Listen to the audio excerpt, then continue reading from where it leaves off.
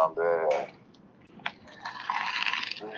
jusqu'à rendre grâce au Père avec les mots que le Père lui a mis à la bouche au début. Je me disais, mais bon, on a fini la réunion de ce matin.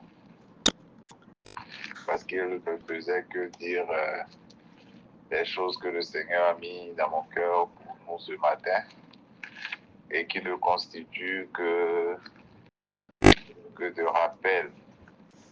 Et chaque dimanche, on se rend compte peut-être que nous entendons la même chose et la preuve est qu'il n'y a pas autre chose à dire que ce que le Seigneur nous donne de dire ou ce que le Seigneur dit au travers de nous. Il n'y a pas autre chose à dire au-delà de ça. Parce que en réalité, tout se résume à la connaissance de celui qui nous a engendrés. Tout se résume à la connaissance de celui qui a créé toutes choses. Et c'est le but pour lequel nous existons. C'est de le connaître et c'est de lui rendre gloire. Et chaque jour qu'il nous réunit, il nous ouvre les yeux, bien qu'en répétant les mêmes choses. Il nous ouvre les yeux, nous rendant conscients de qui il est, de ce qu'il fait. Et c'est de là que jaillit l'action de grâce, c'est de là que jaillit la reconnaissance. Et nous pouvons, dans notre humanité, nous pouvons avoir l'impression d'entendre chaque fois la même chose. Nous pouvons avoir l'impression d'écouter chaque fois la même chose. Mais comme pouvait le dire Paul au travers des Écritures, cela est salutaire pour vous. Cela est salutaire pour nous que le Père nous répète la même chose. Cela est salutaire pour nous. Et il n'a pas porté 10 000 messages. Le seul message qu'il a apporté, c'est le message de sa réconciliation avec nous. C'est le message de son omnipotence, de son omniscience, de sa souveraineté. Le message de ce qu'il est tout en tous et qu'il accomplit toutes choses pour lui, pour la gloire de son nom. C'est le seul message. Quel que soit le livre saint, quels que soient les livres qui peuvent appeler saints, qui peuvent être appelés saints, que ce soit le Coran, que ce soit la Bible, quel que soit le livre qu'on peut appeler livre saint, qu'on peut appeler livre d'une quelconque religion, le but derrière toutes ces écritures, c'est de révéler la grandeur de Dieu. C'est de révéler sa souveraineté. C'est de révéler sa toute-puissance afin de fléchir les genoux et de lui donner gloire. Et donc, même si nous écoutons la même chose, même si ça semble être des répétitions, c'est pour asseoir en nous cette conscience-là. C'est pour amplifier à chaque jour l'action de grâce. C'est pour amplifier chaque instant cette action de grâce que produit l'écoute de l'Évangile. L'Évangile qui est l'œuvre achevée de Christ. L'Évangile qui est l'œuvre que le Père a accomplie. L'Évangile ne met jamais l'accent sur celui qui écoute. L'Évangile met l'accent sur celui qui parle. L'Évangile met l'accent sur celui qui a accompli toutes choses. Et c'est ce que le Père fait au quotidien. C'est ce que le Père fait au quotidien. Et le juge Giscard a évoqué ce passage où il dit ce qu'il fait, ce qu'il essaie de faire, paraphrasant Matthieu, c'est de nous détendre. Et chaque fois qu'il envoie sa parole, le but c'est ça. Le but n'est jamais de faire peur, le but n'est jamais de terroriser, le but n'est jamais de créer la peur, la stupeur, le but de créer l'effroi, non. Le but, c'est de détendre, c'est de rassurer, c'est de dire qu'il est au contrôle, qu'il assure toute chose. Même si la situation te fait pleurer, c'est que c'est lui qui est derrière la situation. C'est-à-dire, même quand la situation est dramatique, selon notre chair, c'est de te dire, ne t'en veux pas au travers de cette situation. Ne pense pas, tu peux, nous en tant qu'hommes, en tant que frères, en tant que sœurs, on peut selon la chair te dire, c'est parce que tu as fait ça que c'est ça. On peut pas, et c'est de notre devoir aussi, dans notre humanité, de pouvoir mettre un peu de rationnel, hein, de pouvoir un peu, comment je vais dire, de pouvoir montrer aussi qu'on a de l'intelligence, qu'on a la capacité de pouvoir expliquer les choses. Mais au-delà de tout ce que dans notre humanité nous pouvons te dire, au-delà de notre humanité, ce que nous pouvons te dire de ce que la situation dans laquelle tu vis est liée aux décisions que tu as prises par le passé, est liée à ton attitude. Au-delà de ça, la bonne nouvelle que le Seigneur t'apporte, c'est que même si c'est la conséquence de tes choix d'hier, même si c'est la conséquence de ce que tu as fait hier, ces choix-là ne sont pas venus de toi-même. C'est moi qui t'ai inspiré en ce temps et ces choix-là. C'est moi qui t'ai inspiré. Tu ne vis pas par toi-même. C'est-à-dire, tu n'as pas en toi une machine à pouvoir prendre des décisions. Quel que soit ton coefficient intellectuel, ce coefficient intellectuel a été calibré par quelqu'un. De sorte que ça fonctionne devant les situations selon le calibrage que la personne a eu à faire. Et tu n'as aucun élément pour pouvoir l'influencer. Donc, même dans la situation dramatique dans laquelle tu vis, même cette situation de peur, cette situation de stress, cette situation de... Même si elle est la conséquence de tes choix, même si elle est la conséquence de tes décisions, au-delà de ça, le Père dit, cette décision que tu as prise à cet instant T, ce choix que tu as fait à cet instant T, qui t'amène soi-disant à vivre ce que tu vis aujourd'hui, c'est moi qui suis encore derrière ce choix. C'est moi qui ai inspiré cette décision. Et tout ça, c'est pour ma gloire. Je l'ai planifié depuis la fondation du monde pour que cela soit ainsi. Donc, au-delà de ce que nous, on peut te dire, des conseils que tu peux recevoir, des recommandations que tu peux recevoir, vois au-delà de tout ça le Créateur. Vois au-delà de tout ça le Père Saint. Vois au-delà de tout ça le Dieu de l'univers. Il n'a aucun problème. Au contraire, c'est ce qu'il nous exhorte à faire. Il prend plaisir à savoir qu'on lui donne la gloire. Nous n'avons pas pour rôle d'identifier ce qui est bien, ce qui doit revenir à lui. Donne-lui tout. Si demain il y a quelque chose qui n'est pas pour lui, lui-même il va gérer.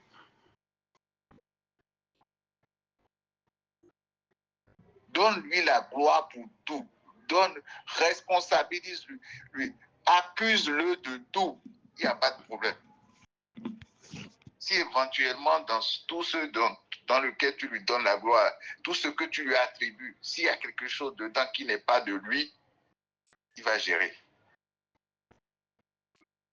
Puisque c'est lui-même qui nous dit qu'on n'est pas capable de distinguer notre gauche de notre droite. Comme lui-même il est capable, c'est tant bien. Comme lui, il est capable de distinguer là. À nous aller.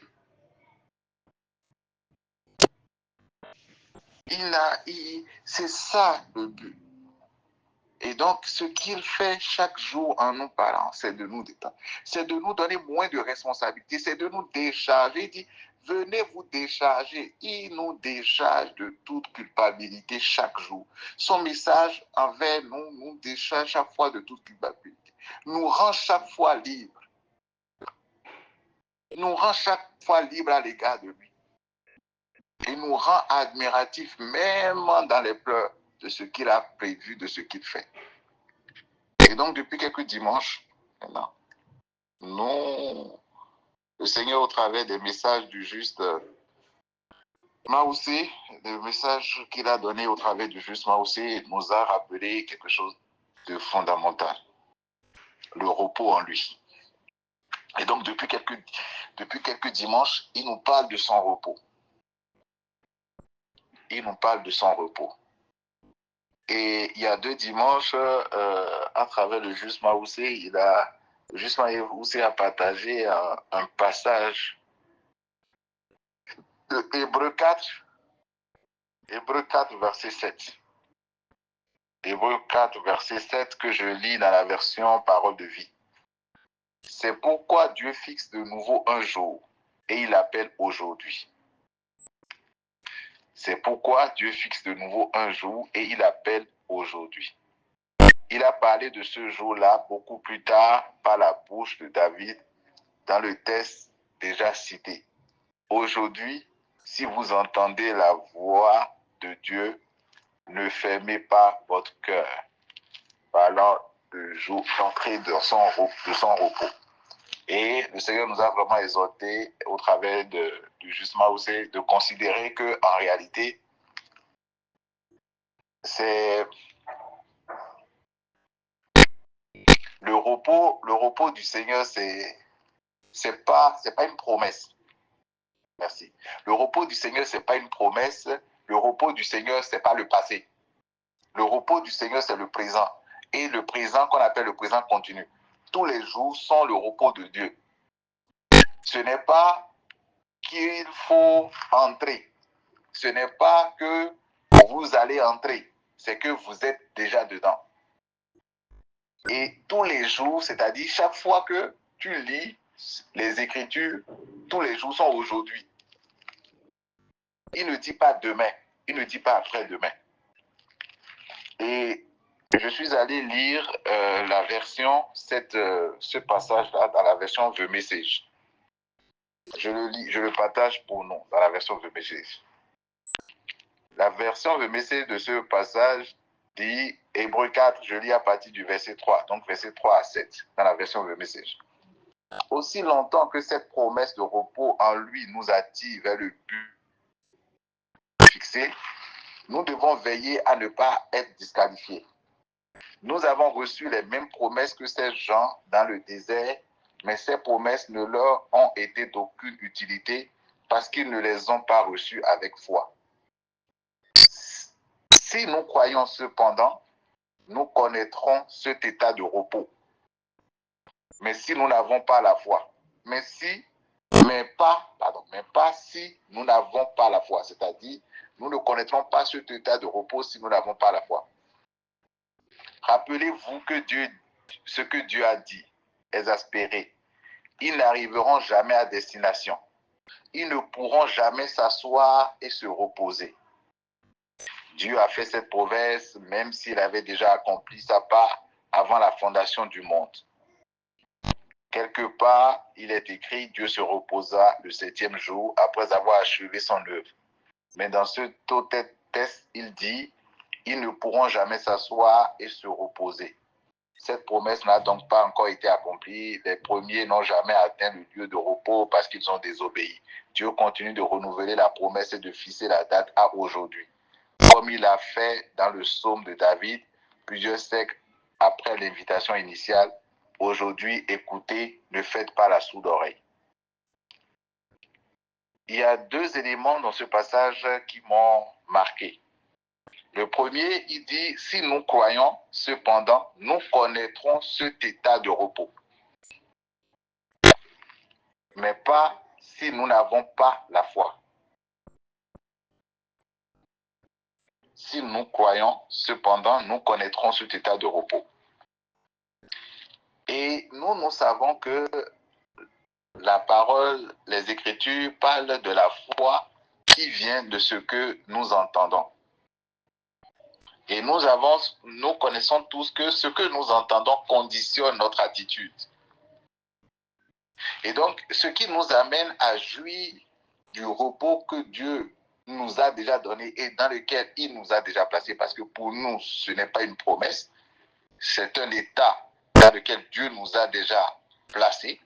Au travers de l'œuvre achevée de Christ à la croix, nous sommes tous déjà dans le repos de Dieu. Tous, autant que nous sommes. Croyants ou non croyants, nous sommes tous dans le repos de Dieu. Mais ce qui nous fait jouir de ce repos, c'est la foi que Dieu nous donne. Croyants comme non croyants, Dieu ne fait point d'acception de personne. La parole dit qu'il a enfermé tout le monde dans la désobéissance afin de faire grâce à tout le monde. Croyants comme ne pas croyants, chrétiens comme non chrétiens, tout ce qui est être vivant, Dieu a enfermé tout le monde déjà dans son repos. Dieu a mis tout le monde dans son repos.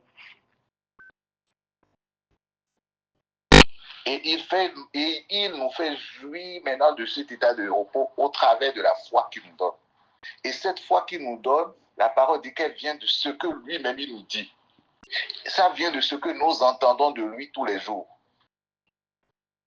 Ce qui nous entretient dans le repos dans lequel Dieu nous a placés. C'est ce que nous entendons de lui. Et nous avons compris il y a quelques dimanches que ce repos-là n'est nulle autre chose que sa paix en nous. N'est nul autre que la conscience, l'assurance de sa présence avec nous au quotidien. L'assurance de ce que c'est lui qui est au contrôle de toutes choses. Cette paix qu'il a fait habiter en nous, c'est ça son repos. C'est là qu'il a déjà accompli cette conscience de ce que toutes choses ont été déjà accomplies à l'avance par lui.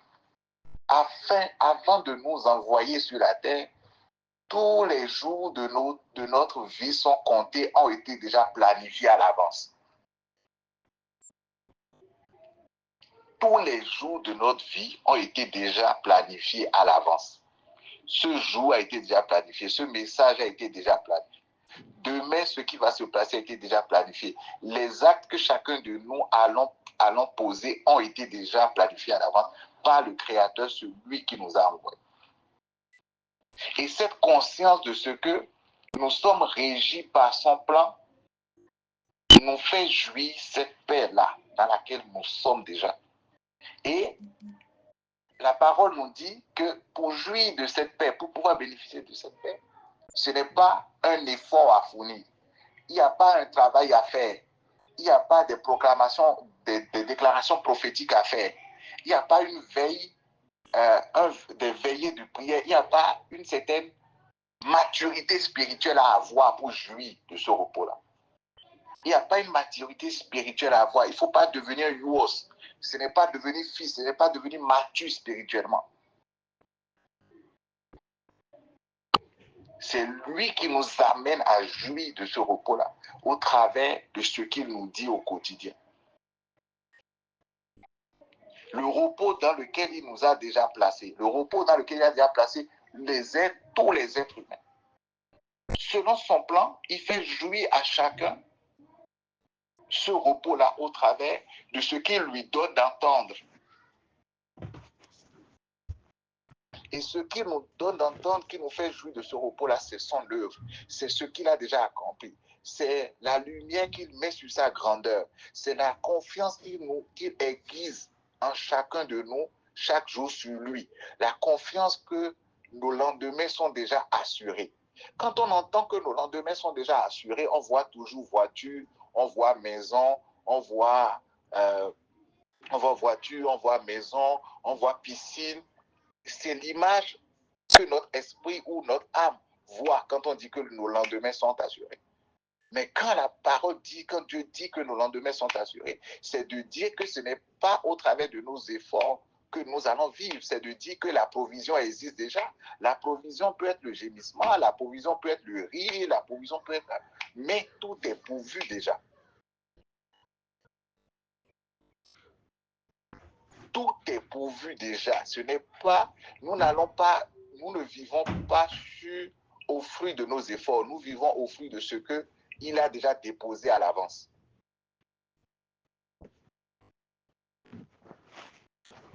Et c'est cette assurance-là qui nous fait rentrer, qui nous fait jouir, de cette paix-là dont on parle depuis, de ce repos-là.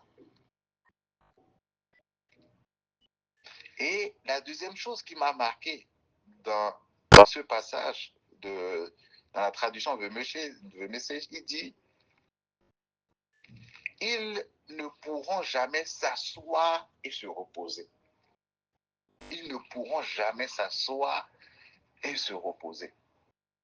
Et donc, j'ai réalisé que, en réalité, le fait de jouir de cette paix-là vient d'une position, en fait, que le Père te donne d'avoir, qui est une position assise. C'est-à-dire, celui qui jouit de son repos, c'est quelqu'un que lui-même, en fait, c'est quelqu'un qui réalise qu'il est déjà dans une position assise en lui. Et comme je disais tantôt, ce n'est pas une position que nous aurons, c'est une position que nous avons déjà. Parce que les Écritures nous disent clairement que nous avons été ressuscités avec lui.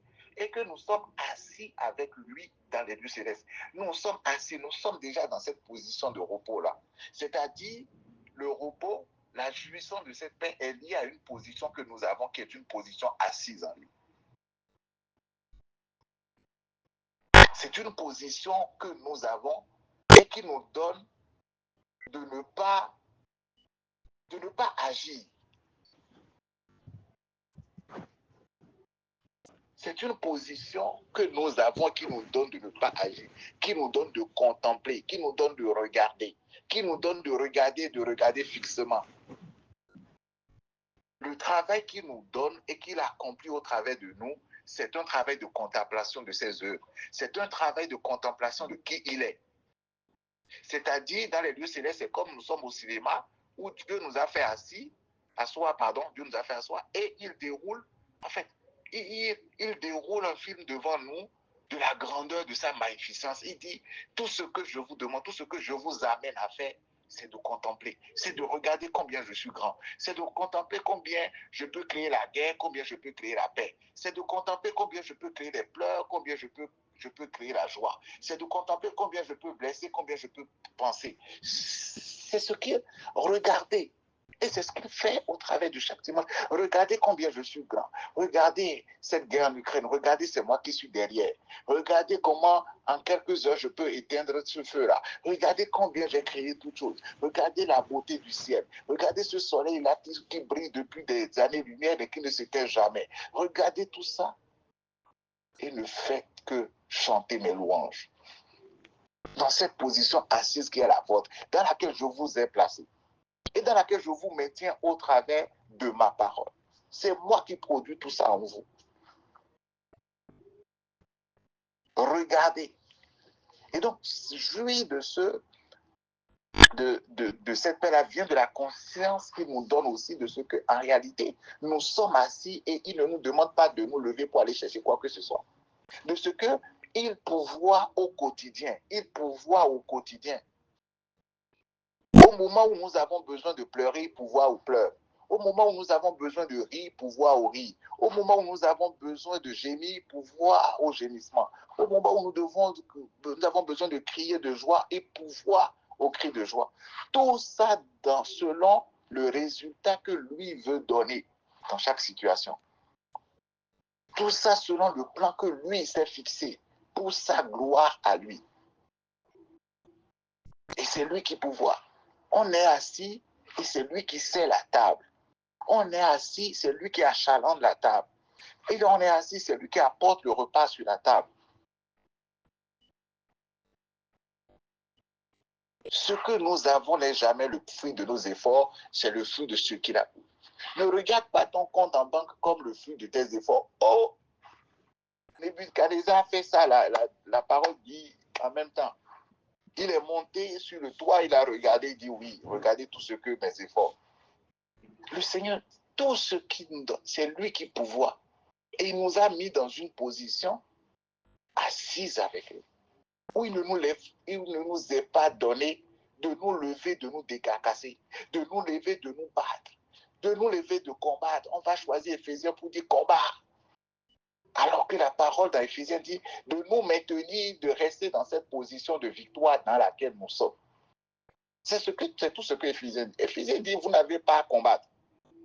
La seule chose que vous avez à faire, c'est de rester dans cette position de victoire que vous avez. Et cette position de victoire, c'est cette position assise que Dieu nous donne. Et c'est ça qui rejoint aussi le fait de jouir, d'avoir cette foi-là pour jouir de ce repos-là. Cette conscience de ce qu'il est au contrôle de toutes choses et que c'est lui qui pourvoit à tous nos besoins avec richesse et gloire. Et quand on entend aussi, il pourvoit à tous nos besoins, on commence par regarder le cash, on commence. Parfois, on a besoin de pleurer et il pourvoit à ça. Parfois, on a besoin de gémir et il pourvoit à ça.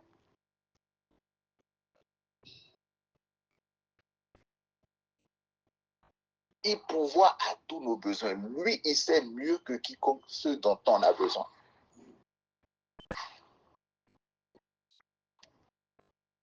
Et l'histoire de Marie et de Marthe, qu'on connaît très bien dans Luc 10, Luc 10, verset 38 à 42, illustre bien ce que le Seigneur fait avec nous au quotidien. Illustre bien la position dans laquelle le Seigneur nous a placés et ce qu'il fait avec nous au quotidien. Jésus qui entre dans un village, qui entre dans la maison des deux sœurs, Marthe et Marie. Marie, elle s'assied au pied du maître, la position dans laquelle Dieu nous, et elle écoute, tranquille. Marthe est dans les jeûnes et prières. Maître renverse les autels. Marthe cherche à grandir spirituellement. Marthe cherche à rendre un culte agréable à Dieu. Marthe cherche à donner le meilleur, servir avec son temps, son talent, son trésor. Marthe sait avec les 3T. Marthe est celle qui se réveille avant l'aurore. Marthe est en train de tout faire. Mais Dieu, le Père a donné à Marie d'être assise juste en train d'écouter. Dans une position de torpeur même à la limite. Dans une position d'inaction, d'inactivité. Mais Marthe fait beaucoup de choses. Marthe se soucie du lendemain. Marthe dit, mais qu'est-ce que le maître va manger? Qu'est-ce que Dieu veut de moi? Qu'est-ce que Dieu veut de moi? Qu'est-ce que je dois faire pour être agréable à Dieu? Qu'est-ce que je dois faire pour être agréable à Jésus? Ah, j'ai appris que c'est un parfum de bonne odeur. Ce qui est un parfum de bonne odeur devant lui, c'est le riz parfumé. Il aime le riz Tahiti. Marthe est allé chercher le riz Tahiti. Elle a mis au feu. Oh, j'ai appris que c'est l'offrande sacrificielle qu'il aime. Marthe a dit, bon, je vais me faire brûler les mains. Là, le maître va voir que c'est en lui préparant que je me suis brûlé les mains. Il va prendre plaisir. Marthe, qu'est-ce que demain sera maintenant? Comment le maître va faire? Mais ce qui est à l'encontre du bon sens humain, parce que ça, c'est le bon sens humain, c'est ce qui est apprécié. Regarde comment elle se soucie. Oh, elle ne dort pas à cause de ses enfants. Oh, regarde comment elle ne dort pas. Oh non, elle aime trop ses enfants. Hein. Oh, gloire à Dieu pour la vie de cette dame.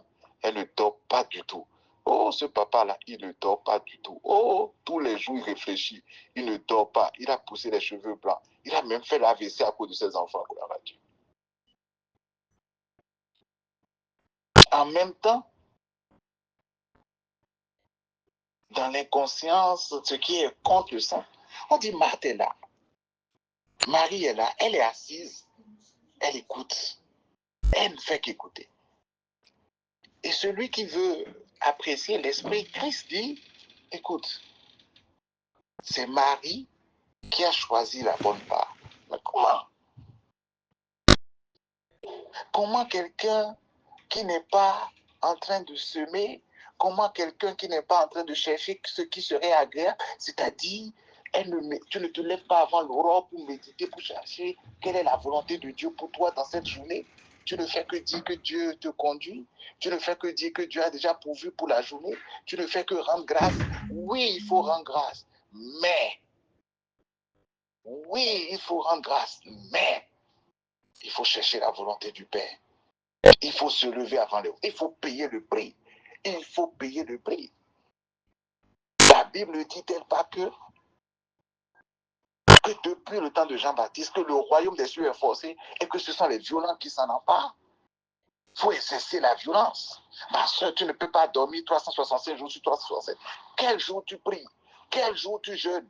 Quel jour tu maltraites ton corps? Quel jour tu traites durement? Même Paul qui a prêché la grâce, n'a-t-il pas dit je traite durement mon corps? Reste là à parler de la grâce. Reste là à dire grâce, grâce, grâce, grâce. Paul même, qui est le plus excellent prédicateur de la grâce, il a dit je traite durement mon corps. Sois là. Reste là, il faut te faire laisser bénir par ce courant maintenant, un nouveau courant qui est venu, qui dit grâce, grâce, grâce, grâce, et on ne peut plus rien faire, il ne faut rien faire, il faut juste croire, il faut juste faire confiance, que tout a été accompli, la souveraineté, reste là, n'agis pas, ne te lève pas, ne déclare pas sur ta vie, ne proclame pas sur la vie de tes enfants, ne scelle pas l'année. Tout ça, c'est bien. Mais le maître dit, écoutez et vous aurez la vie. Le maître dit, écoutez et vous aurez la vie. Mais c'est paradoxal. Comment on peut simplement écouter et sans rien faire? Qu'est-ce que tu dis? Qu'il faut juste écouter? Qu'il faut juste écouter? En fin d'année, maintenant, il ne faut pas se lever, dévancer 2026. Chaque jour, donc on choisit chaque mois une journée. Je jeûne aujourd'hui, je jeûne pour le mois de janvier, je jeûne pour le mois de février. Demain, c'est la journée de demain, c'est le jeûne pour le mois de février. Et c'est le... Reste là. Satan, tu vas devenir le jouet de Satan. Reste là. Tu vas devenir le jouet de Satan. Tu penses que le monde spirituel, c'est le bas niveau. Tu n'as rien vu. Il faut venir, on va te parler. Nous, on est monté dans les hautes sphères. Dans les hautes sphères, on a vu des choses. J'ai un frère, il a commencé par dire ça. Il faut lui demander. Il est revenu maintenant à chaud. Et le Seigneur dit, ben Matt, c'est beau. Tu vois, Matt, tu fais beaucoup. Pour moi, c'est bien. Tu as le cœur. Un cœur qui sait pour Dieu. Un cœur de service pour Dieu. Un cœur qui bat pour Dieu. C'est bien. Mais elle, dimanche, elle se connecte, elle écoute, elle rend grâce. Toute la semaine, c'est Père, je te rends grâce. Oh, ça c'est quelle vie ça. La tempête est là, les soucis viennent. Elle se préoccupe, il se préoccupe. Mais il y a juste, elle tombe sur le message du dimanche qui se rappelle, qui rappelle qu'il est au contrôle de toutes choses. Elle commence par chanter, elle dit, Père, tu es au contrôle. Je continue. Celle qu'on a vue être en train de pleurer à l'instant là, la minute qui suit, elle est en train déjà dans l'action de grâce, elle continue sa vie. Oh, cette frère-là, elle est inconsciente. Oh, car ça, c'est quelle inconscience ça. Ce frère-là, il est inconscient, mais attends. Oui, les soucis vont venir, mais le message que le Seigneur nous donne chaque fois, c'est de nous rappeler que nous sommes déjà là, qu'il est celui qui est l'alpha, il est de A à Z, il est le commencement jusqu'à la fin. Il n'y a aucune situation qui ne soit nouvelle pour lui. Il n'y a aucune situation. Il n'y a aucune information liée à ta vie, liée à ma vie qui soit maintenant, qui ne soit... Attends donc, cette maladie-là, c'est sorti de nulle part. Donc le ciel n'est pas informé. On n'a pas vu venir. Les anges, personne n'a vu venir. Maintenant, attention, il faut réagir. Bon, et Michel, ou bien quel ange de ta destinée n'a-t-il pas vu venir ça? Allez, bon, il faut appeler tes anges pour que vous combattez. Il n'a rien. Cette situation liée à l'emploi, ce n'était pas planifié. Normalement, dans le calendrier de Dieu, tu avais droit à 2 jours sans boulot, 2 jours de chômage en griffe. Mais là, c'est en train de se prolonger à cause de ton comportement. Donc, le plan avant la fondation du monde a été bouleversé. Qu'est-ce qu'il faut faire maintenant? Il faut réagir. Quelle réaction? Bon, comment on fait? Bon, allez appeler les pasteurs. Allez sous la montagne haute. Oh, vous êtes en train, il y a quelqu'un qui a bouleversé le plan de Dieu. Ah, cette maladie-là n'était pas destinée à la mort. Mais avec les examens là maintenant, c'est en train de se compliquer. Ah, la cellule là est en train de compliquer les choses. Il faut agir rapidement. Sinon, le plan du Seigneur va être fauché. Comment? Ça fait longtemps que tu devais être nommée directrice de ton département. Dieu a planifié ça pour que le 15 janvier, mais il s'est fait quelque chose, et le 15 janvier, ce n'est plus possible. Le plan là, ça a été déjoué. Le plan a été déjoué. Il faut faire quelque chose pour que rapidement, tu puisses retrouver rapidement. Attends, donc Seigneur, on va repousser ça, comme si c'était le 15 janvier que tu avais planifié. Et parce qu'elle n'a pas été obéissante, parce qu'elle n'a pas entendu ta voix, parce qu'elle n'a pas bien proclamé, ça ne s'est pas produit. Seigneur, comment on fait? Tu lui donnes une nouvelle chance ou tu prends quelqu'un d'autre? Ah, Dieu dit, bon, qui je vais prendre? Bon, celle qui n'a pas été planifiée, il faut prendre. Écoutez, ça ne se passe pas comme ça. Dieu dit, cette conscience-là qu'il nous donne, ça te fait jouir de dire, bon, même quand les vagues sont, la hauteur des vagues dépasse l'inimaginable, même quand les pleurs sont là, même quand ton drap est mouillé de pleurs la nuit, le matin tu te réveilles, Tu vois le message du juste Yannick, du juste pour te rappeler, tu entends rapidement. Rapidement, tu abondes en action de grâce et tu continues.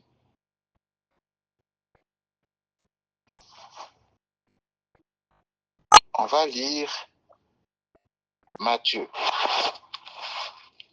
Matthieu chapitre 6, 25 à 34. Vous connaissez, on connaît tout ça. Hein? Matthieu chapitre 6, verset 25 à 34. Je vais lire dans la version The Message. Si vous choisissez Dieu et menez une vie consacrée à son culte, vous ne vous souciez pas de ce qu'il y a dans votre assiette au moment des repas, ni de savoir si les vêtements dans votre garde-robe sont à la mode. Votre vie ne se résume pas à la nourriture que vous ingérez et votre apparence physique ne se limite pas aux vêtements que vous portez.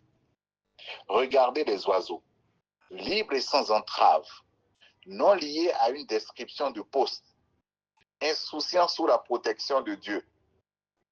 Et vous comptez bien plus pour lui que les oiseaux. Quelqu'un s'est-il déjà grandi d'1 centimètre en s'agitant devant le miroir? Tout ce temps et cet argent gaspillé pour la mode, pensez-vous que cela fasse une grande différence? Au lieu de regarder la mode, sortez dans les champs et regardez les fleurs sauvages. Elles ne se pomponnent jamais et ne font jamais de shopping, mais avez-vous déjà vu des couleurs et des motifs pareils? Les 10 hommes et femmes les mieux habillés du pays ont l'air minable à côté d'elles. Si Dieu accorde autant d'attention à l'apparence des fleurs sauvages, dont la plupart ne sont même jamais vues, ne pensez-vous pas qu'il s'occupera de vous, qu'il sera fier de vous et qu'il fera de son mieux pour vous?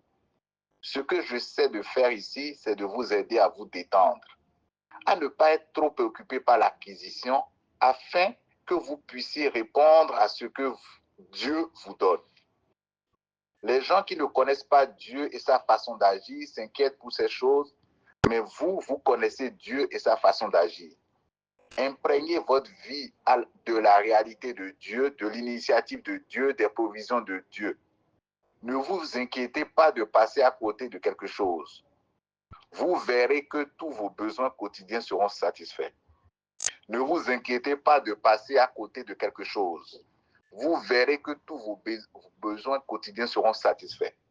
Concentrez toute votre attention sur ce que Dieu fait en ce moment et ne vous inquiétez pas de ce qui pourrait ou non arriver demain.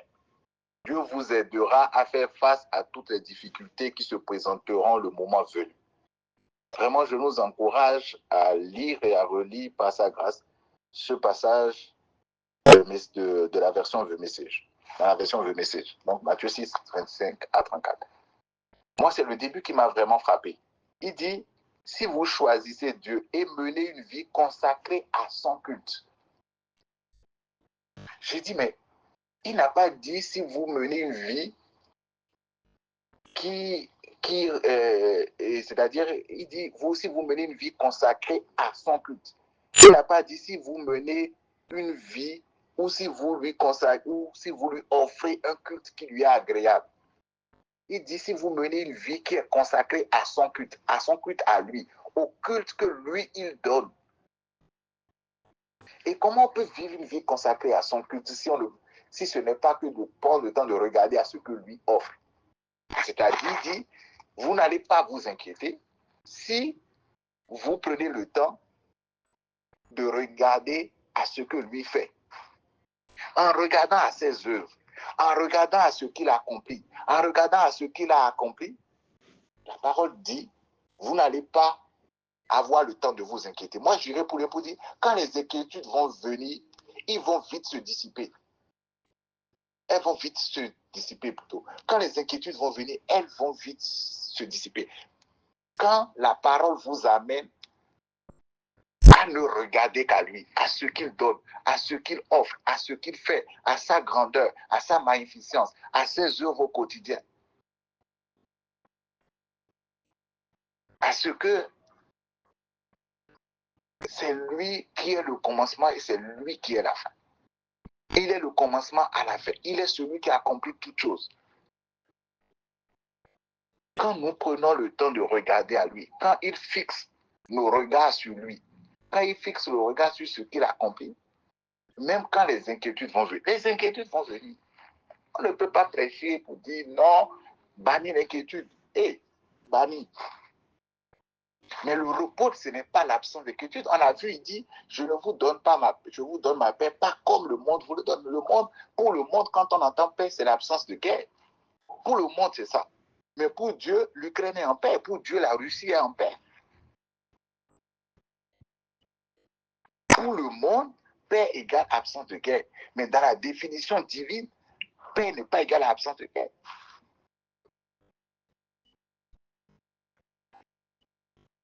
Paix égale action de grâce dans la guerre.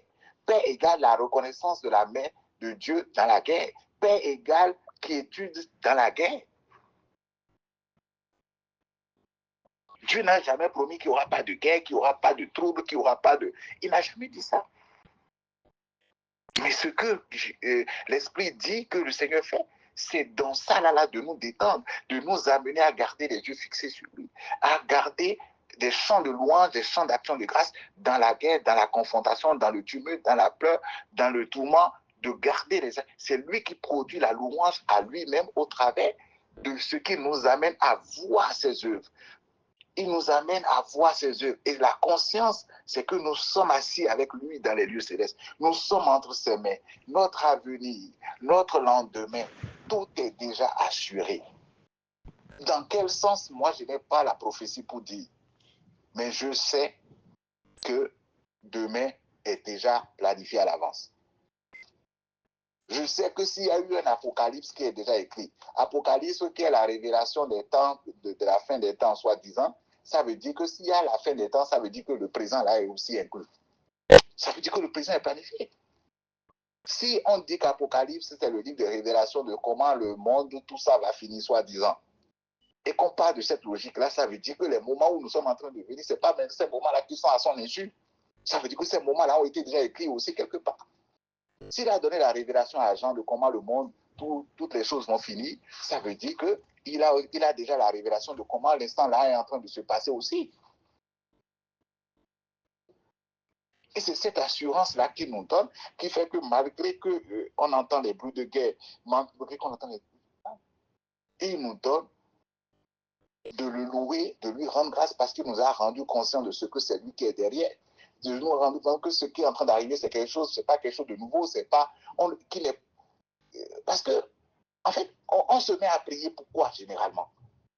Parce que pour nous, il faut qu'on se lève pour combattre quelque chose, pour réagir à une situation. C'est comme si quand mon corps a commencé par chauffer, maintenant, c'est quelque chose d'imprévu, il faut que je me lève et que je commence par... Bon. Mais le corps qui a commencé par chauffer, ce n'est pas imprévu, il connaît. La fièvre qui a commencé à 2h05, la fièvre là ne pouvait pas venir à 2h04. Elle ne pouvait pas venir à 2h06. Ce n'est qu'à 2h05 qu'elle pouvait venir, elle est arrivée. Maintenant, si de sa volonté, il veut que je prie, il m'amène à prier. Mais la prière n'est pas pour moi la réponse aux événements. La réponse aux événements, c'est la conscience de ce que celui qui a créé l'événement, là, c'est mon boss, c'est mon père. C'est cette conscience-là.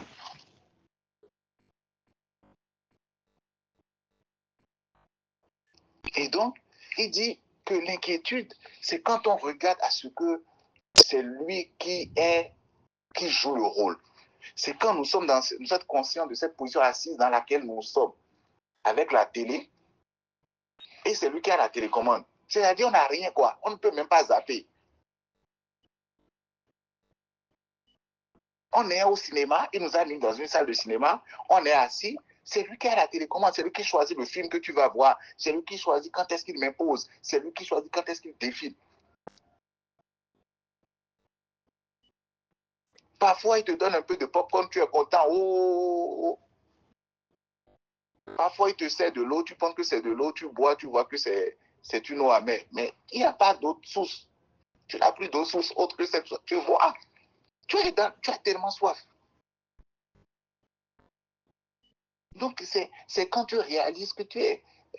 la salle, parfois il met du frais dans la salle de cinéma. Parfois, il dit que non, qu'il a trop froid, il met du chaud. Donc, tu commences par transpirer. Et c'est qu'il s'en fout de tes sentiments. C'est lui qui règle, il règle la température de la salle. Il chauffe comme le bon lui semble. Il renforce, il défile. Parfois, toi, tu regardes le film, tu es content. Tu dis oui, oui, oui, oui, oui. Après, il te met le dessin animé. Tu dis, ah, papa, à mon âge, maintenant, je vais regarder le dessin animé. Quelque temps après, il laisse des animés, il te met un film d'horreur. Tu dis, papa, je n'aime pas les films d'horreur. Oh, ce que lui a choisi.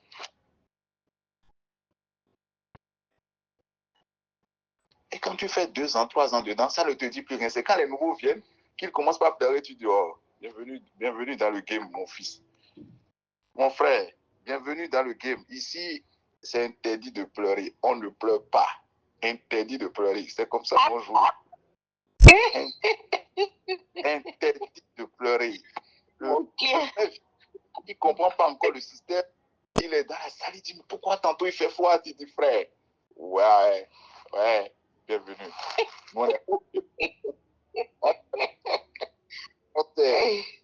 Laisse tomber. Il ne faut plus parler de froid, chaud, tout ça. Ça fait 2 ans qu'on est dedans.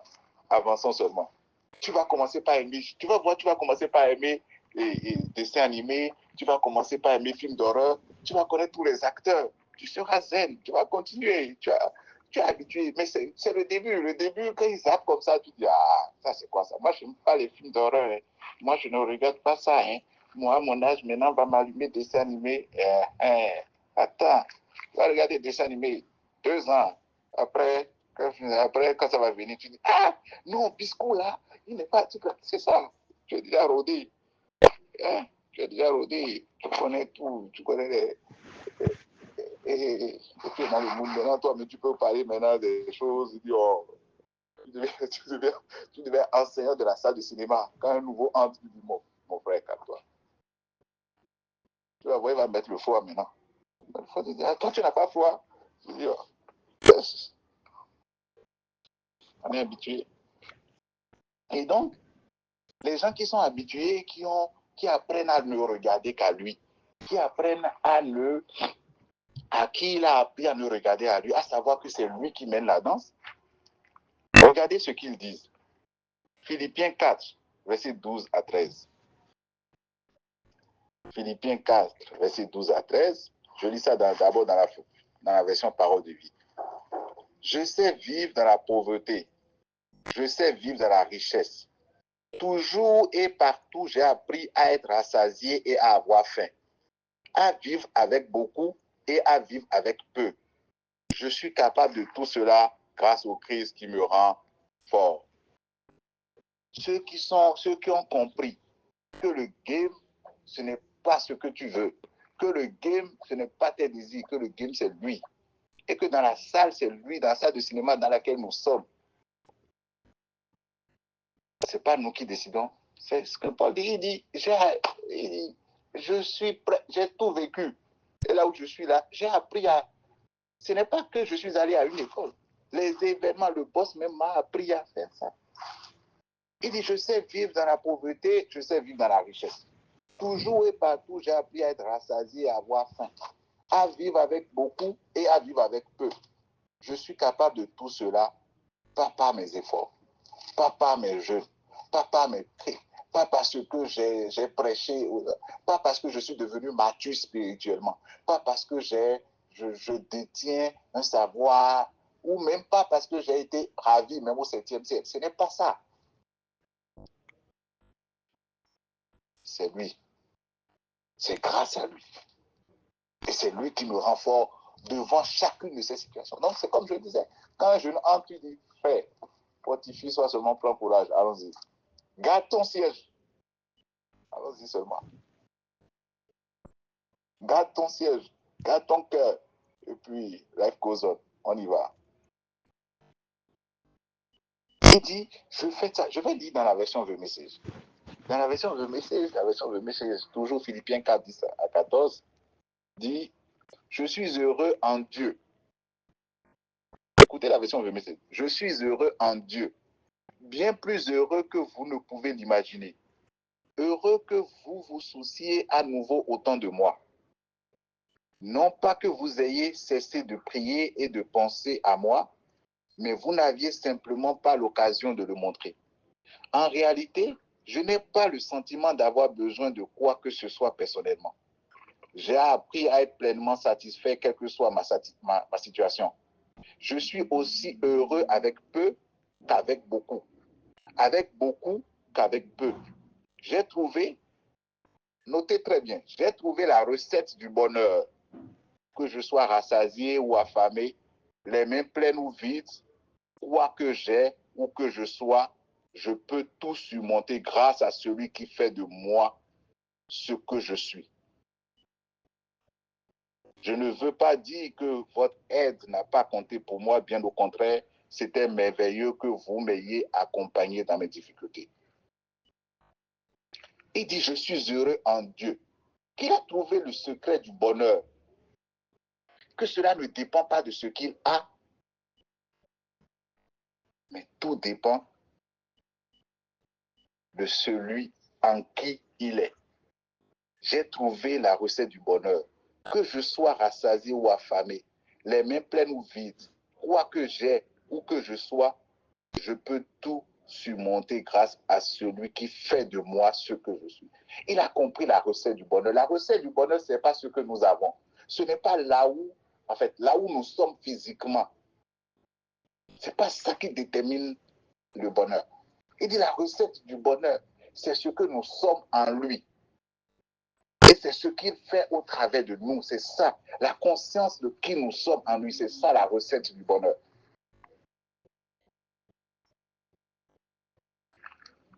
Paul dit si c'est fin là, laisse tomber. Championnat, salut général de la fin. Si c'est souffrance, ah, mon nom est inscrit même dans le Guinness des records de la souffrance. Mais si c'est le cash aussi, je connais. Mais en réalité, toutes ces choses-là, ce qui te donne, j'ai découvert, il dit là, maintenant, j'ai fait toutes les expériences et je comprends maintenant que tout ça, c'est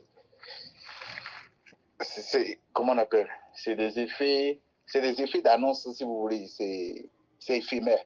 Mais ce qui compte, c'est qui nous sommes en lui et ce qu'il fait au travers de nous. Et ça fait que j'ai aimé ce que cette conscience-là que Dieu nous donne, cet enseignement que Dieu nous donne, cette manière de voir que Dieu nous donne, ça fait que vous allez voir que Paul n'a pas porté de jugement sur le fait que les gens ne l'aient pas aidé quand il était dans le besoin. Il dit, non pas que vous ayez cessé de prier, de penser à moi, mais vous n'avez...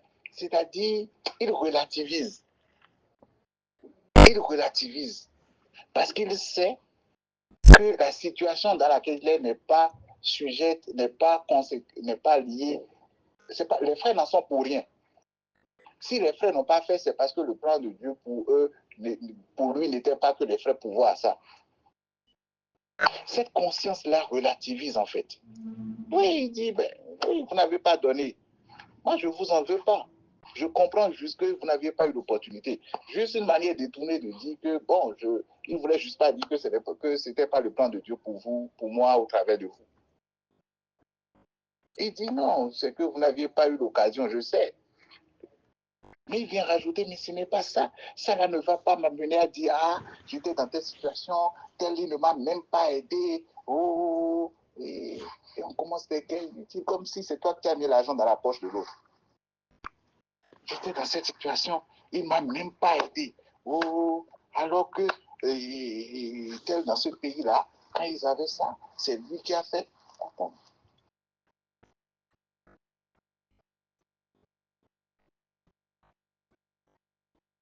Si c'était le plan, était que la personne allait t'aider, la personne allait t'aider. Si la personne ne t'a pas aidé, ce n'était pas le plan pour vous, ce n'était pas la personne destinée à t'aider. Là, on continue.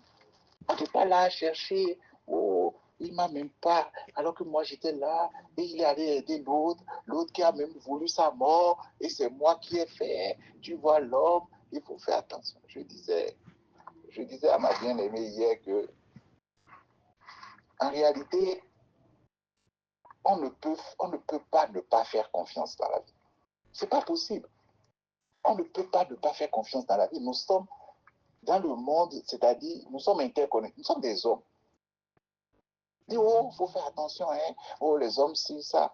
Oui, il faut faire attention. Mais est-ce qu'on peut faire attention au-delà de l'esprit de grâce qui est en nous, qui est lui-même attention? Faisons-lui confiance. Quelle attention nous on peut faire, quelle attention toi et moi pouvons faire pour éviter des problèmes, pour ne pas tomber dans des problèmes qui n'avaient pas été planifiés par le Père. Quelle attention on peut faire? Quelle attention, hein? Et c'est toi qui sais où il faut faire attention aux hommes, hein? Oh, les hommes sont... Et généralement, ceux qui disent ça, là, c'est dans des histoires en griffe, excusez-moi le terme bête, c'est dans des histoires, tu dis, mais c'est toi qui fais attention là, c'est toi qui as été. C'est-à-dire, c'est quand tu attends, même celui qui te dit attention, attention, quand tu vas entendre ce qu'il a fait après, tu dis, oh, oh, oh, toi, tu peux faire ça. C'est comme le juste amour, le juste le bon nous disait la dernière fois, je n'ai pas voulu juste embrayer sur ça pour créer. C'est bien, hein? Moi je ne dis pas non, il faut faire attention à la ligne, il faut savoir quoi manger, c'est important. Mais que ça ne soit pas plus que ça ne dépasse pas la grâce de Dieu pour nous. C'est important, hein? C'est vraiment important de faire attention à ce que nous mangeons. Mais ça ne doit pas primer encore sur la grâce de Dieu. Pourquoi? Parce que quand tu regardes les gens faire ça, ceux qui font ça, c'est ampoule. Ils vont changer seulement, ils tombent, ils meurent. Ils vont changer juste une ampoule.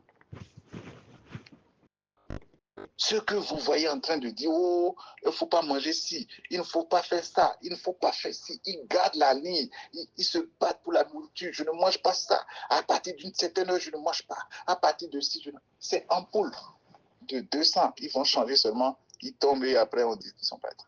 Tu dis, mais donc tu as fait tout ça là, c'est pour partir comme ça.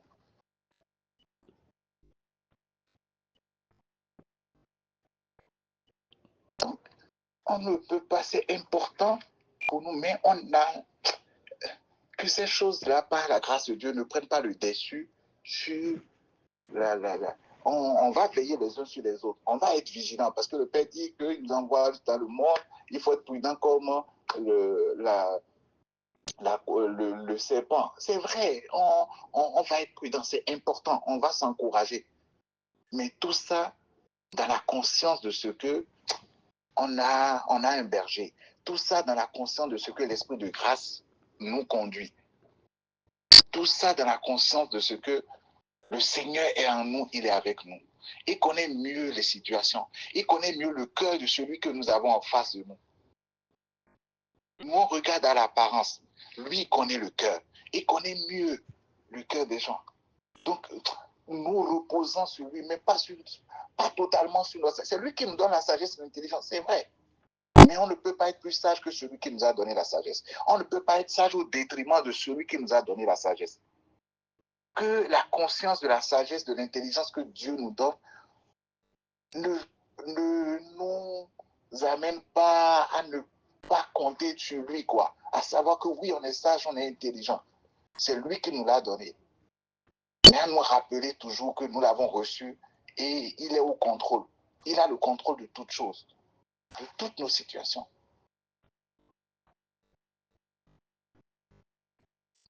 Et donc cette conscience qu'il nous donne de lui, de son autorité sur le quotidien, sur notre quotidien, et de ce que, comme Paul a dit, il nous amène à vivre dans toutes les situations, nous dédouane ou nous amène à ne pas rentrer dans des jugements. Il ne m'a pas aidé, il ne m'a pas fait ci, il ne m'a pas fait ça. Va dire ça à Dieu. Dieu ne m'a pas aidé. Laisse ton frère, laisse ta soeur. Dieu ne m'a pas aidé. Mon père ne m'a pas aidé. J'étais dans cette situation, il ne l'a pas fait. Laisse ton frère, pardon. Il n'en est pour rien. Laisse ta soeur, laisse ton voisin. Il n'en est pour rien. Dieu ne m'a pas aidé. Moi, je t'encourage à l'accuser. Si tu n'as pas ce que tu veux, laisse l'autre. Il ne peut pas dire à quelqu'un de faire, la personne va refuser.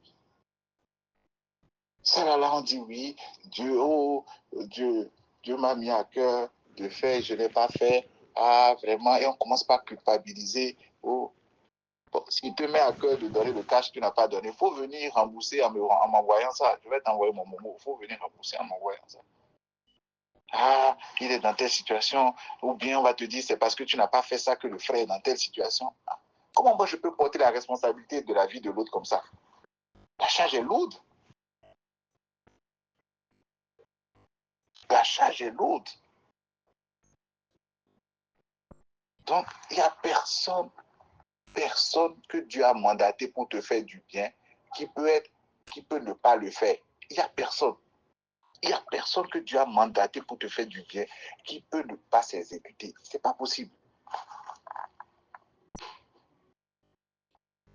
Mais regardez l'histoire de Ninive, là. Regardez l'histoire de celui qui allait dîner dans le ventre du serpent. Il a fait un dîner dans le ventre du serpent, le seul qui a fait un dîner extraordinaire comme ça. Regardez, est-ce qu'il a pu? On lui dit, va dire telle chose. Il dit, non, je ne vais pas dire. Qui peut résister à ça? Mais donc, ton bien, il y a quelqu'un qui est chargé de faire ta promotion et il est assis sur ton dossier. Et on te dit, c'est lui, l'homme fort est assis sur ton dossier. Maintenant, il faut prier pour faire descendre, pour faire bouger l'homme fort qui est assis sur ton dossier. Allez, ah, bah, bah, bah, bah, bah. Bon, c'est bien en soi parce que c'est de l'énergie, ça fait transpirer, c'est bien, c'est du sport, ça fait transpirer, ça donne aussi l'impression d'avoir été utile quand tu fais ce type de prière et que tu as le sentiment d'avoir contribué à quelque chose, c'est bien. Mais, pardon, quel homme fort va s'asseoir sur ton bien, sur ton truc, au point où le Père même qui a prévu ce bien-là, lui-même, il est assis et c'est toi qui l'envoie. Allez voir un homme fort. Donc moi, il y aura quelqu'un qui est en train de taquiner mon fils. Il vient me voir, maintenant, maman, je lui dis d'aller voir celui qui a pris ça. Attendez, quel paix il m'a fait? Et toi-même, toi, ton taquine, c'est toi qu'on envoie encore aller. C'est parce que tu es sans force qu'on t'a attaqué. Maintenant, on te dit maintenant d'aller faire justice toi-même. Maintenant, tu iras voir ce homme fort là pour aller récupérer. Je rentre dans sa maison. Je rentre maintenant dans la maison. Je récupère.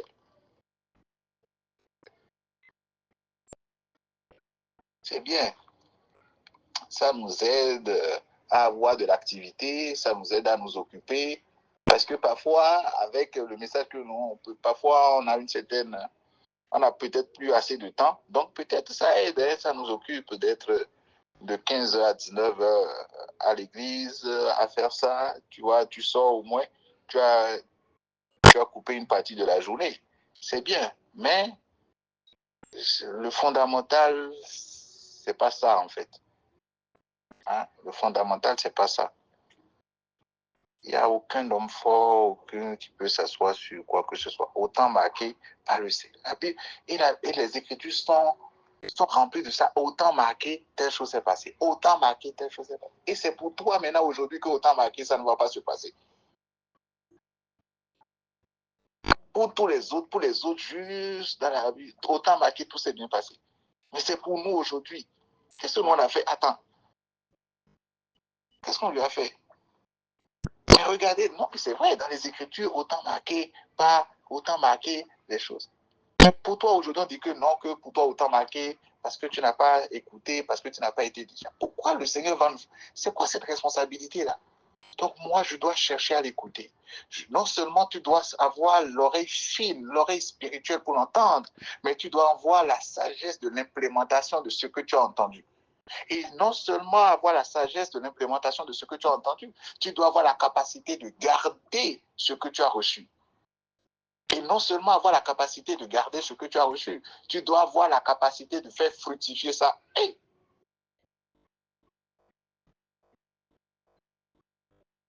Oreille fine pour discerner. La sagesse pour l'implémentation. La maturité spirituelle pour garder le dépôt. La capacité spirituelle de faire fructifier. Et c'est un cercle au quotidien. Tantôt, l'ennemi vient prendre et après tu vas chercher. Tu ramènes à sa place. Après, il revient. Il guette encore. Il te donne la froideur spirituelle. Tu bailles. Tu as des coups battus. Ah, c'est l'esprit de faiblesse spirituelle. L'ennemi est en train de guetter. Il vient. Il reprend. Tu vas chercher les frères maintenant parce qu'on dit que seul tu ne peux plus. Tu vas chercher les frères. Vous repartez chez lui. Vous repartez prendre. Il revient. Et oui, Tommy. Vous repartez. Et puis, et Dieu même dans ça, et vous repartez, vous revenez. Mais vous n'allez prendre jamais. En avance, vous n'allez prendre rien chez lui. C'est lui qui vient prendre d'abord chez vous et vous allez. C'est-à-dire, lui, c'est lui qui marque le but d'abord. Un match où c'est Satan qui met toujours le but en premier. Et les enfants de Dieu sont là, eux, ils sont là pour égaliser. Il n'y a jamais, bon, on a mis. Non, ce qui s'est passé, on a fait Jeux olympiques dans ce pays. Tout le monde, ah, non, c'est un coup dur qu'on a reçu dans le monde spirituel. Mais vous étiez où? Purée, vous étiez où? Rempli du Saint-Esprit. L'Esprit, vous qui prophétisez sur tout. Vous étiez où? Donc, aucun enfant de Dieu n'a vu ce qui devait se passer aucun enfant de Dieu n'a vu ce qui devait se passer pour les Jeux olympiques là. On finit de faire et c'est là le réveil. Il faut qu'on se lève. Il faut qu'on se lève. C'est quelque chose qui s'est passé. C'est un signal fort dans le monde spirituel. Mais vous arrivez à dire les numéros des gens, à prophétiser sur des choses comme ça. Mais ça, là, vous n'avez pas vu venir. L'Esprit de Dieu qui est en ces hommes de Dieu a dormi pendant ce temps. Et un match où c'est toujours égalisation. C'est Satan qui met d'abord le but et après il faut égaliser. Levons-nous. On doit chercher des renforts. Non, le 9 là ne joue pas bien. Avec le 9 là, on ne peut pas mettre le but. Il faut changer. Il faut trouver un autre 10. Ah, c'est... Que le Seigneur continue de nous assister et que sa grâce continue de surabonder. Shalom. Question, apport. Maoussé a levé la main. Maoussé, fais la parole. Merci, merci beaucoup. Shalom, shalom la famille, shalom les fils. Nous rendons grâce au Seigneur pour sa parole, la nourriture fraîche qu'il nous a donnée encore ce matin. Voilà, et j'aimerais en fait allant dans le même sens, parce que pendant que le Seigneur nous communiquait sa pensée au travers de JTG aussi, moi il m'avait bloqué. C'est tout encore concernant le repos, parce que là c'est la suite du repos, hein, parce que le Seigneur nous dit encore c'est toujours le repos. Donc il m'a amené dans Somme 23, que le juste PJ, pendant que moi je le disais, je méditais dessus là, il est venu citer encore, il dit que c'est le Seigneur notre berger.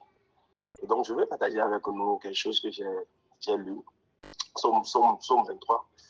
Et je suis dans la version, je prends juste la version français courant simplement, parce que c'est bon.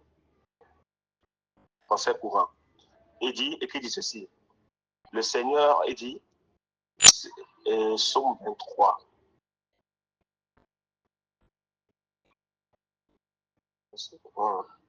Un instant.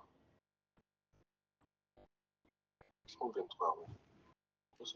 Ici, dans la version français courant, là, eux, ils ont ramené ça à 22. Voilà. Qui dit ceci? Le Seigneur est mon berger. Le Seigneur est mon berger. Je ne manquerai de rien. Le verset 2 dit, il me met au repos. Il me met au repos près d'herbes fraîches. Il me conduit au calme près de l'eau. Il me conduit au calme près de l'eau. Il ranime mes forces. Il me guide sur la bonne voie parce qu'il est le berger d'Israël. Même si je passe par la vallée obscure, je ne redoute aucun mal, Seigneur, car tu m'accompagnes. Je ne redoute aucun mal, car tu m'accompagnes. Tu me conduis, tu me défends. Voilà ce qui me rassure. C'est tellement doux. Tu me conduis, tu me défends. Voilà ce qui me rassure. Il dit, face à ceux qui me veulent du mal, tu prépares un banquet pour moi. Face à ceux qui me veulent du mal, tu prépares un banquet pour moi. Tu m'accueilles en versant sur ma tête un peu d'huile parfumée. Un peu d'huile parfumée. tu remplis ma coupe jusqu'au bord. Oui, tous les jours de ma vie, ta bonté, ta générosité me suivront pas à pas. Tous les jours, oui, tous les jours de ma vie, ta bonté, ta générosité me suivront pas à pas. Seigneur, je reviendrai dans ta maison aussi longtemps que je vivrai. Tout à l'heure, le juge PJ disait tout à l'heure que et le Seigneur dit, il a fait le parallèle quand le Seigneur disait, je vous donne ma paix, mais je ne vous la donne pas comme le monde donne. Et tout à l'heure, le Seigneur disait à travers de lui que la paix que le monde donne, c'est quoi? Il a donné un exemple de, pour le monde, la paix veut dire absence de guerre. Pour le monde, il dit, et la paix veut dire absence de guerre. Donc, c'est ça qui est cette paix fragile qu'on a lu la dernière fois. La paix qui est fragile là. Pour eux, c'est que c'est absence de guerre. Mais pour nous, les enfants de Dieu, la paix que Christ donne là, c'est que même pendant la guerre, on est en paix. Même pendant la guerre, on est en paix. C'est-à-dire que la paix du Seigneur nous conduit encore, la paix du Seigneur nous conduit à rentrer même dans la guerre. Seulement que dans la guerre, on est en paix. Même au milieu de la guerre, on est en paix. Parce que quand le Seigneur partageait avec nous, juste dès que je finis, je vais essayer de partager avec vous, d'accord? Bien si quelqu'un peut m'aider, il n'y a pas de souci. Et quand le Seigneur nous parlait moi, c'est le psaume 23, j'ai entendu, j'ai dit, bon, je suis parti, je suis en train de me... Là, je me suis rendu compte qu'en réalité, David, le monsieur là, il comprenait des choses. Le gars dit il dit, Seigneur, tu me conduis dans un repos paisible. C'est que c'est le Seigneur qui l'amène dans le repos. Mais dans le psaume 23, le gars parle en disant que même s'il m'arrive en fait, de me retrouver dans la vallée de l'homme de la mort, je ne crains aucun mal. Et quand je méditais, il dit, moi, j'ai même ajouté un mot, j'ai dit, mais lui disait, tu me conduis, tu me défends. C'est ce qui me rassure. Moi, j'ai dit, tu me précèdes, tu me conduis, tu me défends. C'est ça ce qui me rassure. En réalité, notre assurance, c'est la présence du Seigneur. Notre assurance, c'est la présence du Seigneur. Et en fait, peu importe là où on se trouve, peu importe, on n'a pas peur. Daniel et ses frères, je parle de Daniel, Michaël et Azaria. Daniel et ses frères n'avaient pas eu peur d'être jetés dans la fournaise ardente. Le problème n'était pas la fournaise ardente.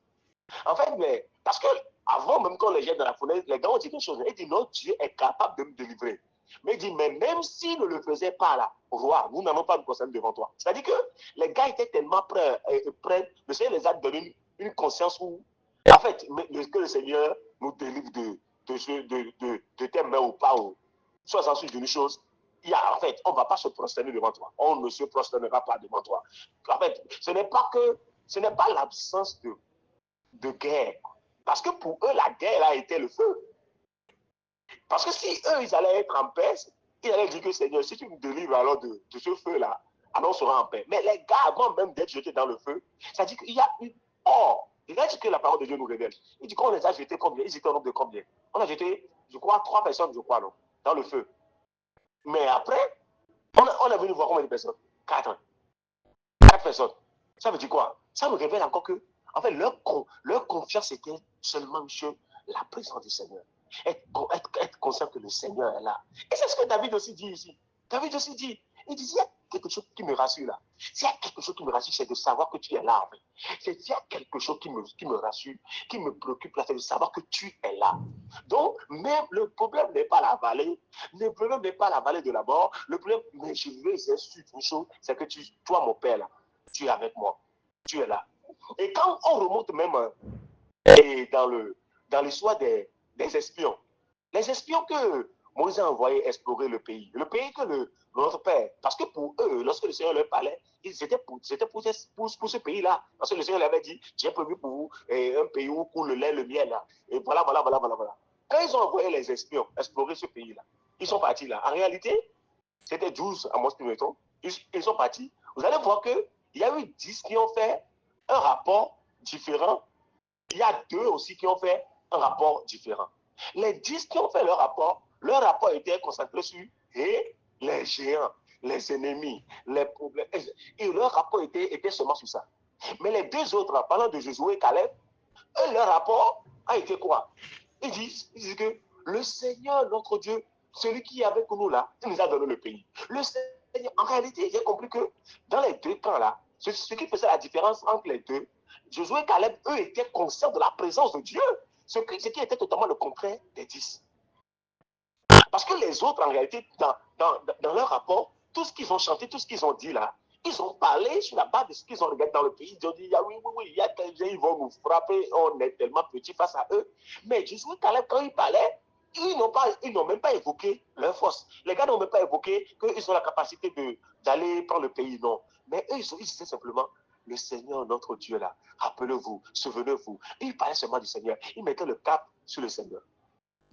Et le Seigneur revient dire dans Deutéronome, quand on lit dans le Deutéronome, comme on l'a lu la dernière fois, Deutéronome 1, et verset 36 à 39 là, vous allez voir que vers le verset 39, le Seigneur dit que vous avez dit que nos enfants là, nos enfants seront en réalité des esclaves des ennemis, on va les frapper et tout. Et Dieu dit oui. Ces enfants-là qui ne savent même pas dissocier le bien du mal là, que c'est eux qui vont jouir en fait du pays.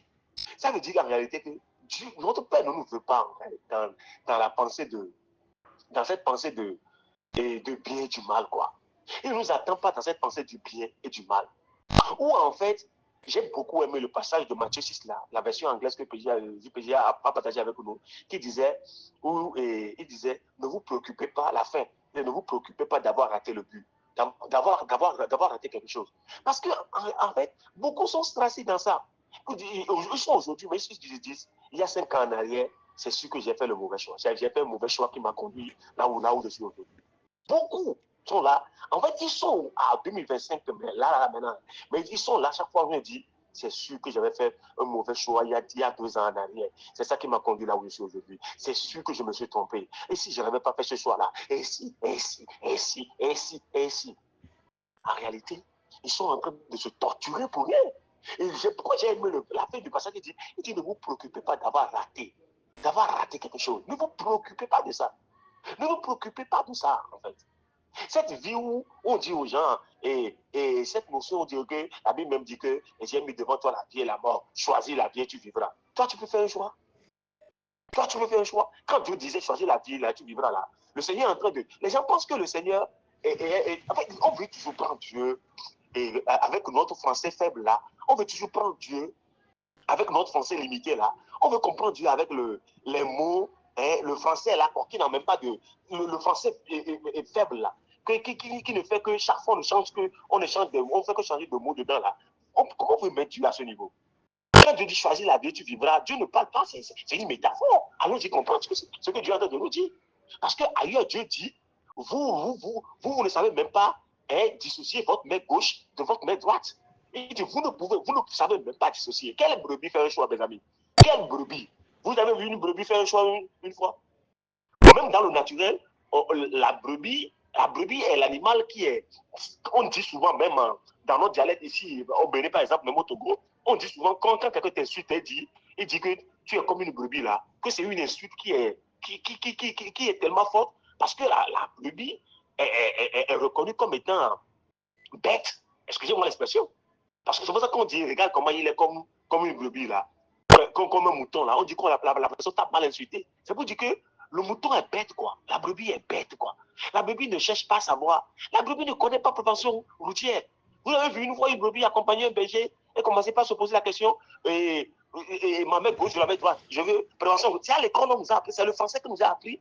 Et il faut aller à gauche, il faut regarder à gauche, il faut regarder à droite avant de traverser la voie. La brebis ne connaît pas ça. Aucune brebis ne regarde ni à gauche ni à droite avant de traverser la voie. Non. Non, écoutez, quand je dis ça, c'est pour lui. La brebis ne connaît pas ça.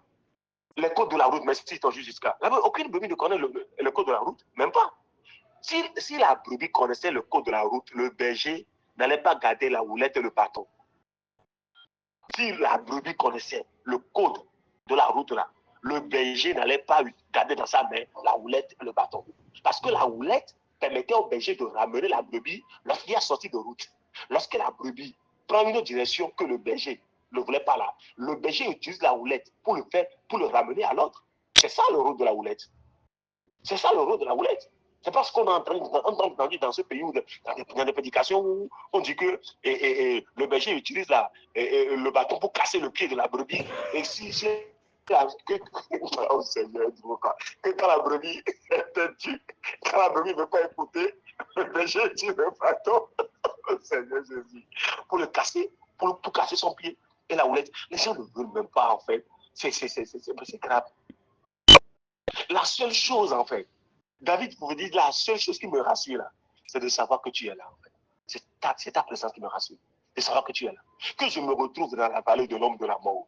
Et puis, je me suis amusé à aller lire la version anglaise. Après, vous allez lire peut-être de Somme 23 là. Il y a quelque part là, il dit que, tu me sers, tu dresses une table devant moi et tu me sers un plat, tu me sers un repas de 6 plats. C'est-à-dire que le Seigneur, tu vois ça? Le Seigneur te sert un repas de 6 plats. C'est-à-dire le repas que 6 personnes vont manger là. La version anglaise, allez lire, vous allez voir. Il dit, tu me sers un repas de 6 plats. C'est-à-dire que le repas de 6 personnes là, tu me donnes ça. Quand je dis ça, maintenant, quelqu'un m'a dit que c'est de la gourmandise. Mais si le Père même a dit qu'il veut me servir un repas de 6 plats là, c'est quoi vous, votre problème dedans? Ça, c'est. Les hommes vont appeler ça essai de table. Il n'y a pas essai de table devant notre Père. Il trouve du plaisir à nous servir un repas de 6 plats. Donc, en fait, notre attention, moi j'attire le Seigneur avec de moi, attire notre attention sur un truc, dans son 23 là, c'est la présence du Seigneur en réalité. La présence, savoir que tu me précèdes, tu me conduis, tu me défends. C'est ça ce qui doit nous rassurer. Savoir que Père, tu nous précèdes, tu nous conduis, tu nous défends. C'est ça qui doit nous rassurer. Shalom. Merci beaucoup. Merci beaucoup, justement aussi pour cette intervention qui vient appuyer le message et qui vient nous donner encore un autre éclairage sur ce que le Seigneur nous a dit ce matin. Et c'est vrai, là, pour nous, la paix, mais au contraire, la paix de Dieu t'amène dans la guerre, hein, comme tu disais, c'est ce que je disais aussi ce matin, c'est-à-dire, lui, sa paix en nous, c'est là où il y a la guerre que ça amène, c'est là où il y a les problèmes, parce que c'est là qu'on apprécie. Et sa présence avec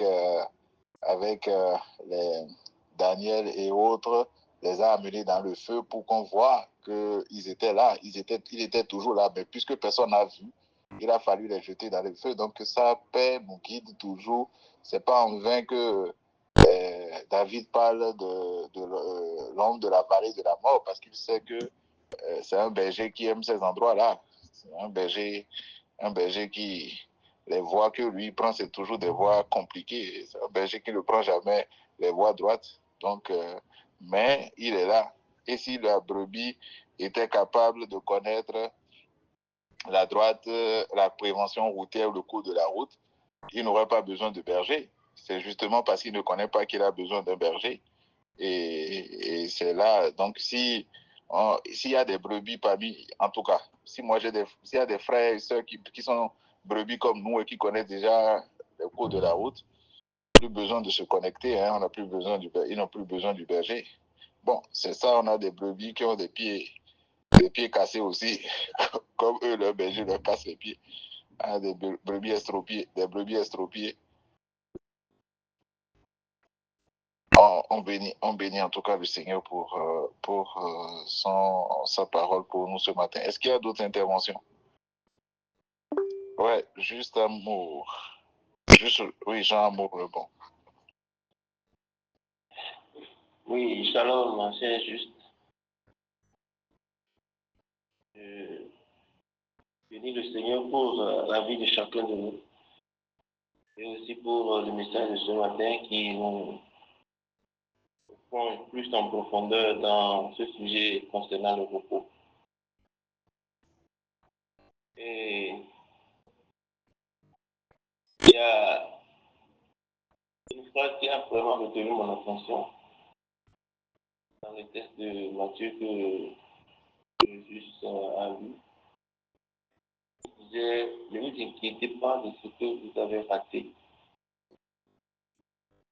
je me suis posé la question.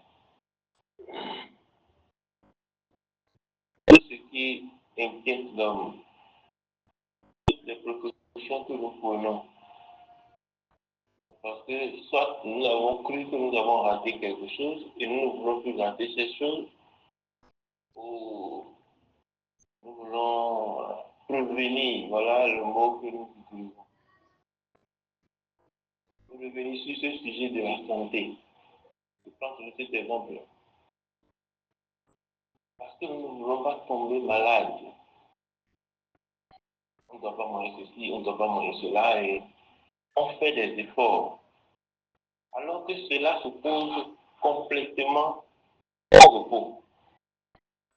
Du moment où l'enfant de Dieu commence par faire des efforts pour prévenir, pour ne pas, pour avoir, la grâce n'est plus vraiment active, à ma petite expérience. Mais c'est le moment où nous laissons tout à Dieu. Juste le mot pardon, un peu plus fort, quoi. D'accord? Juste Okay. léger, pour juste lever un peu la voix. Merci. C'est seulement le moment où nous laissons tout au Seigneur que tout finit par arriver comme cela se devait. Et nous devons encore mieux comprendre ce thème de repos avec cette petite nuance que le juge qui vient d'intervenir vient de souligner. Bon, le juge Pigi l'avait souligné aussi. C'est le fait que Dieu est Dieu de paix, plus là où il y a la guerre. C'est pour dire, ne le cherchons pas dans les petites choses là. Non. Il est, pour lui, toute la terre est en paix parce que cela est conforme à son plan. Imaginez. Lorsque nous nous mettons à dire, bon, il faut que. Je me suis posé la question, pourquoi dois-je faire un régime? Ah, c'est pour ne pas tomber malade, c'est pour ne pas grossir, c'est pour ne pas faire ceci. Et quand tu te mets dans cette dynamique de ne pas, déjà, tu es en train de biaiser la grâce quelque part. Et dans tout, c'est-à-dire les exemples que moi j'ai eus, ça n'a pas marché. Ça n'a pas marché. Du moment où je suis venu à comprendre que ma personne n'est pas quelqu'un qui force les choses. J'ai compris ça il y a longtemps. Quand je force quelque chose, après tout, je ne jouis pas. J'ai remarqué ça dans ma vie. Et c'est maintenant que je comprends que c'est vraiment la grâce. Il faut laisser Dieu prendre le devant de chaque chose. Pour exemple, il y avait un vieux qui, dans sa jeunesse, avait eu quelqu'un, il a perdu quelqu'un qui était mort d'accident. Il a résolu depuis ce jour de ne jamais prendre même moto, ni voiture. Il marche pour ses déplacements.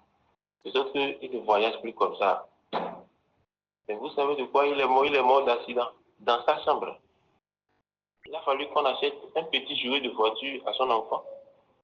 Ce vieux en marchant n'a pas fait attention. Il pose le pied sur la petite voiture. Il a glissé, il est tombé. Et c'est là il est mort. Parce qu'il n'a fait que penser, nourrir, et je ne sais pas, à l'accident. Nous ne pouvons, avec ce que nous recevons ici, c'est juste, nous ne pouvons rien changer. Tout est déjà là et tout est déjà bon pour nous. Tout est très bon même pour nous.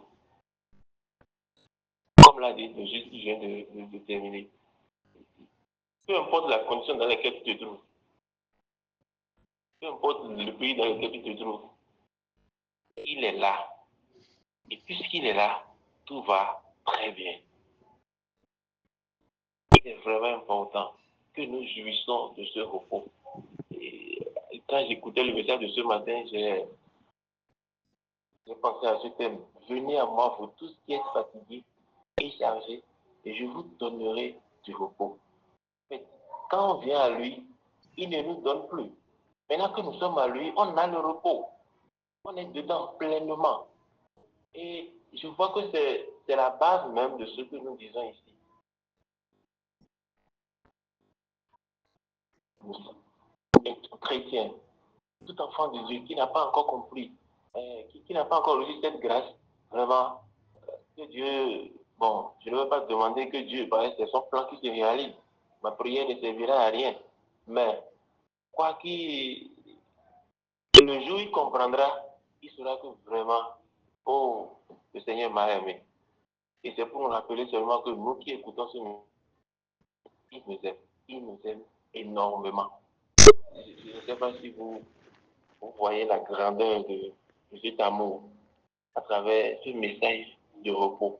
Nous sommes assis dans les lieux célestes avec lui. Et cela, rien ne peut plus être important que ça. J'écoutais un message, un ancien message, où un juge disait, nous sommes les personnes les plus... À travers ce qu'il a dit, j'ai compris que nous sommes les personnes les plus dangereuses de la terre. Quelqu'un qui est au même moment au ciel, il est sur la terre, en plus de ça, il est au repos. Et tout est déjà planifié pour lui. Et il en est conscient. Cette personne-là, il faut vraiment faire attention à elle. Et c'est ce que nous sommes. C'est juste demeurer béni dans le repos. Merci de vivre le repos et l'abondance. Amen. Merci beaucoup, juste Dieu. Oui, juste Iska, tu as levé la main. Oui, merci à tous. Je rends grâce au Père pour le message encore édifiant de ce matin. Avant d'aller sur mon point, je voulais juste faire une précision, c'est que par rapport à ce que le Jean a dit, même si la personne ne comprend pas, le Seigneur l'aime aussi. Dans tous les cas, le Seigneur l'aime. Voilà, donc l'amour du Seigneur, ce n'est pas juste avoir, c'est aussi ne pas avoir. Voilà. Donc, dans tous les cas, le Seigneur aime tout le monde et il exprime son amour de la manière qui lui convient à lui, pas forcément de la manière à laquelle nous nous attendions. Donc, ne pas nous donner de comprendre quelque chose aussi, c'est une preuve de son amour pour nous. Nous donner de comprendre, c'est également une preuve de son amour. Voilà. Bon. Moi, je voulais simplement revenir sur un ou deux points dans le message, parlant déjà de Matthieu 6. Il y a une partie de la version des messages, une partie qui a attiré mon attention. Là où il est dit, regardez les oiseaux, libres et sans entrave, non liés à une description de poste. Non liés à une description de poste. Là, ça a vraiment retenu mon attention.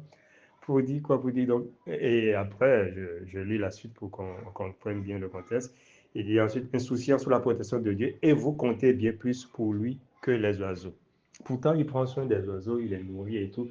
Mais là, on dit que les oiseaux ne sont pas liés à une description de poste.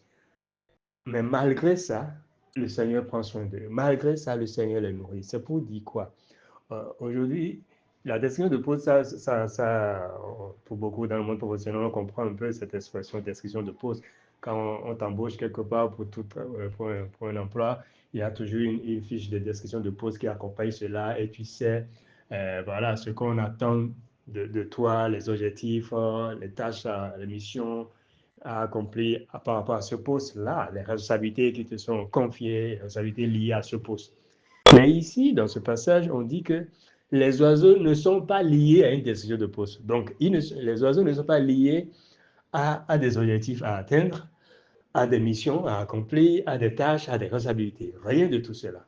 Et votre Père prend soin d'eux. On dit, mais que vous valez bien plus que cela aux yeux de votre Père. Qu'est-ce que ça impliquerait pour nous?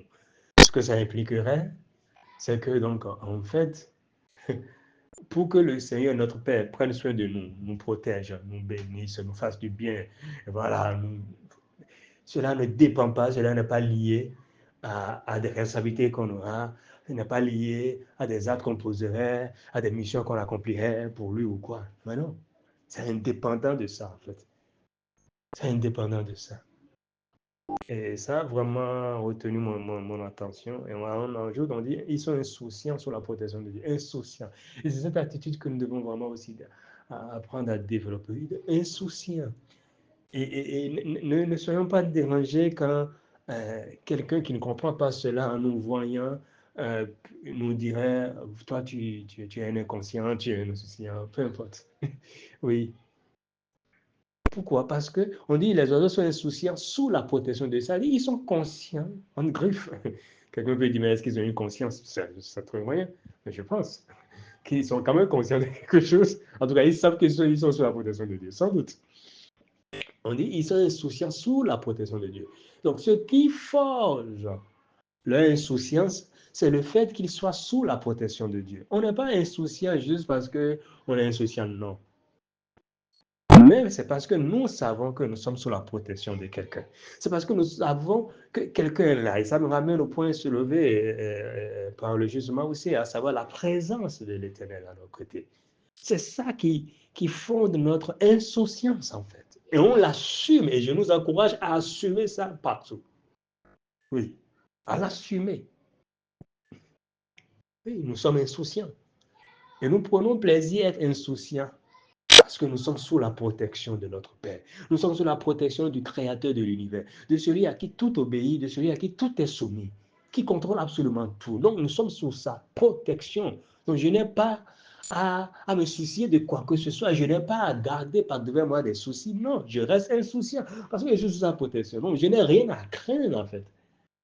Je n'ai pas à craindre les flèches qui volent en plein midi. Je n'ai pas à craindre les contagions qui frappent. Je n'ai pas à craindre les terreurs de la nuit. Non, parce que je suis sous sa protection. Et il est dit que vous comptez bien plus pour lui que les oiseaux. Mais regardez nous notre attitude. On dit, vous comptez pour lui bien plus que les oiseaux. Est-ce que les oiseaux se mettent à jeûner d'abord? Des fois, quand on le dit, les gens vont penser que, bon, vous encouragez la paresse spirituelle, vous ne voulez pas que... Non, je veux jeûner, il faut jeûner, ce n'est pas mon ventre, ce ne sont pas mes intestins. Donc, si quelqu'un veut jeûner, il n'a qu'à jeûner. Ce n'est pas mon estomac. Donc, il n'y a pas de souci. Ce n'est pas mon corps physique. Donc, les oiseaux ne jeûnent pas avant de trouver à manger. Des fois, les oiseaux sont là et la nourriture vient les trouver. Tranquille. Les oiseaux sont là, la nourriture vient les trouver. Les oiseaux n'ont pas besoin de jeûner, de prier. Les oiseaux n'ont pas besoin de semer. Quelle semence sacrificielle les oiseaux vont faire d'abord? Quel prix ils payent d'abord? Avant que notre Père ne prenne soin d'eux. Quel sacrifice ils font d'abord? Est-ce qu'ils font offrande du prophète? Vers quel prophète les oiseaux vont faire l'offrande? Dites-moi, leur offrande sacrificielle. Non. Mais les oiseaux, vous voyez, tout le temps, ils sont tranquilles là. Ils sont en train de chanter. En fait, ils louent le Seigneur. Oui, les oiseaux louent le Seigneur. Les oiseaux louent le Seigneur. Et il prend soin d'eux. Et la partie frappante pour moi dans ça, c'est qu'on dit, et vous comptez bien plus pour lui que les oiseaux. Vous, toi et moi, nous comptons pour l'Éternel bien plus que ces oiseaux-là. Alors, à combien plus forte raison ne prendra-t-il pas soin de nous? Cela ramène donc à une question de conscience. Est-ce qu'on le sait? Est-ce qu'on est conscient que nous comptons pour lui bien plus que les oiseaux? Alors voilà comment il se comporte envers les oiseaux. Voilà ce qu'il fait pour les oiseaux. Il n'attend pas que les oiseaux puissent... Est-ce qu'il attend que les oiseaux aillent et gagner des âmes pour lui? Est-ce qu'il attend ça? On va te dire combien d'âmes tu as gagné cette année. Là, on est en novembre, c'est ça? Oui, on est en novembre. On va te dire, est-ce que tu as fait le point du nombre d'âmes que tu as gagné au Seigneur cette année? Donc, c'est au prorata du nombre d'âmes que tu aurais gagné au Seigneur qu'il va t'accorder telle chose que tu désires ou pas. Ou il va te laisser affamer. C'est-à-dire, c'est quelle mentalité?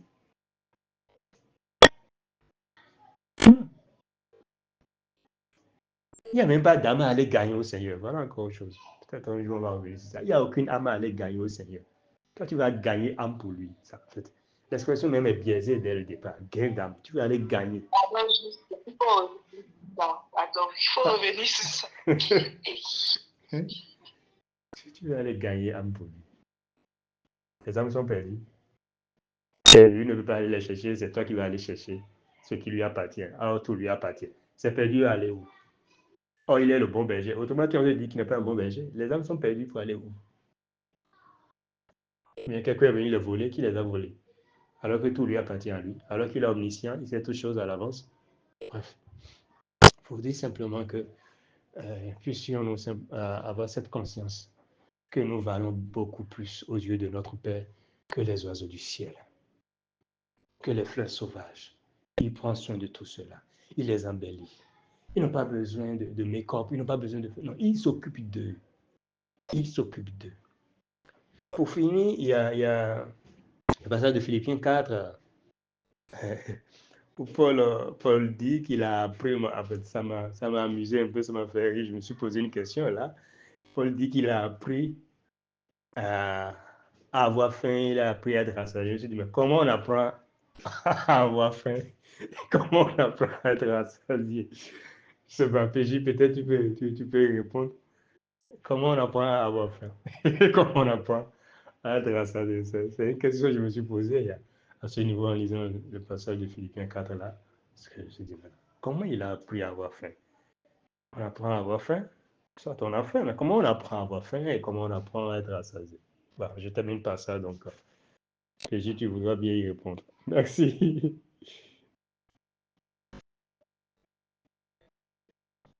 Paul@gmail.com. Pour lui envoyer un petit avec ta question. C'est Paul qui a dit ça, non? Non, comme je disais dans le temps de partage, moi j'ai compris que c'est une expression de la connaissance que Paul a du Seigneur et de ce par quoi il est passé. Je donnais l'illustration de la salle de cinéma où la température change, tu sais que c'est le boss qui change tout. Quand il y a un nouveau qui vient, qui commence par se plaindre de ça, tu lui dis, bon, calme-toi mon petit, tu vas t'habituer.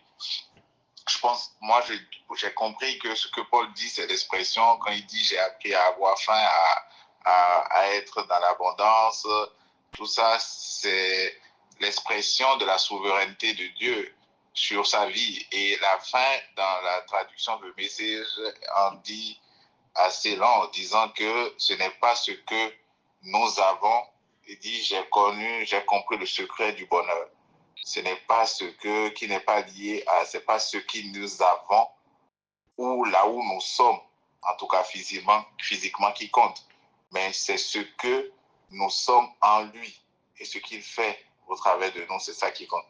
Donc c'est la réponse pour moi dans ce passage, la réponse à cette question est liée, se retrouve dans la réponse dans la fin de la version The Message. Donc je relis.